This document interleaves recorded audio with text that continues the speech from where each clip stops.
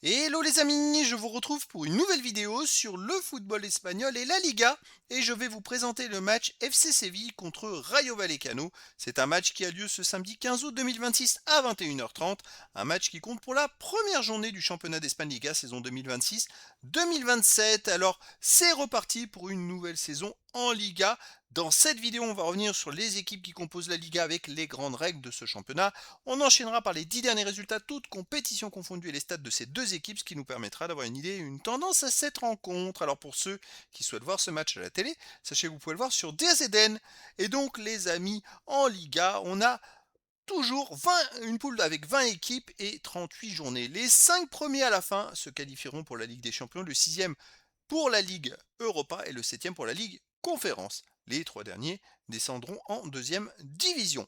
Alors dans ces équipes, on va retrouver les grosses équipes, comme d'habitude, Alaves, Atlético de Madrid, Barcelone, Betis Séville, Athletic Bilbao, Celta Vigo, Elche, Espanyol Barcelone, Retafe, La Corogne, Levante, Malaga, Osasuna, Real Sociedad, Rayo Vallecano, Real Madrid, Racing Santander, FC Séville, Valence et Villarreal.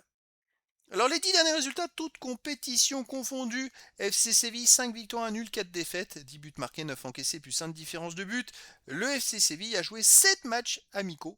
Donc ils ont bien préparé leur saison. Ils ont démarré le 11 juillet face à Torremolinos, ils ont gagné 1-0.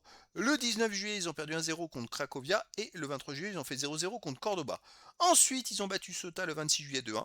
Ils ont gagné contre Nijmegen le 31 juillet 2-1. Ils ont gagné 1-0 contre Utrecht le 2 août et ils ont perdu de justesse contre le Bayer Leverkusen le 8 août, 2-1. Bon, il n'y a jamais eu de gros scores, c'est toujours des scores un petit peu serrés, mais voilà, c'est quand même des résultats très intéressants. En face, le Rayo Vallecano sur les 10 derniers matchs, c'est 4 victoires de nul, 4 défaites, 12 buts marqués, 13 encaissés, moins 1 de différence de but. Le Rayo Vallecano a redémarré déjà avec pas mal de matchs.